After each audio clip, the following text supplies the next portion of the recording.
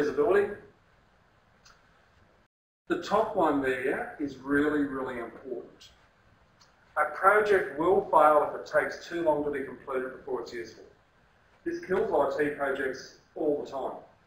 It might be a fantastic idea. It might sound like it's going to be a brilliant system. But if they have too many teething problems getting this thing operational, they are going to have a failed project on their hands.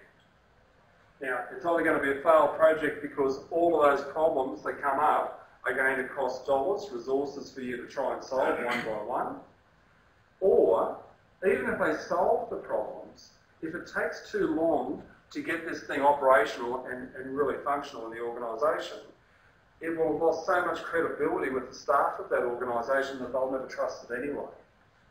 And there's all sorts of examples that we can show you to illustrate what we mean by that. Okay? This is the bane of IT, is that top one there.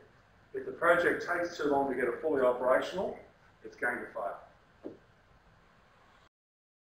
This means that when you're developing your feasibility reports, you need to put a bit of effort into estimating how long it's going to take to get this thing operational. And you need to be fairly accurate with that.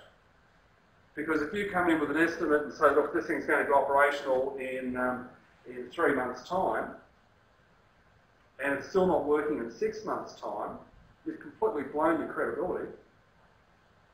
Everybody's going to be expecting this thing to be on. They're not going to give it a fair go. So we're talking about how reasonable the timetables are. When you consider those timetables, you need to also consider, are some of the deadlines mandatory or desirable? Now, this is where your scope comes in. Remember, we're talking about scope over here.